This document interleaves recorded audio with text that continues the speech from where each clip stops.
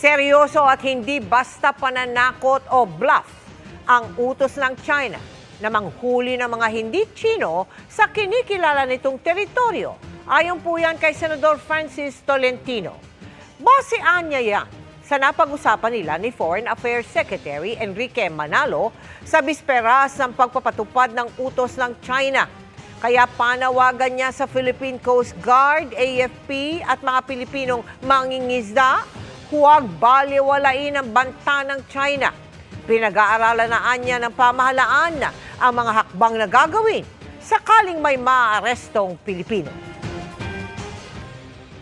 Paano magkaka-access sa legal assistance ang isang mangingisda at maging doon sa sinasaad sa Vienna Convention on Consular Relations na dapat makapunta kaagad yung ating consular officials kung saan nakadetain yung ating mangingisda.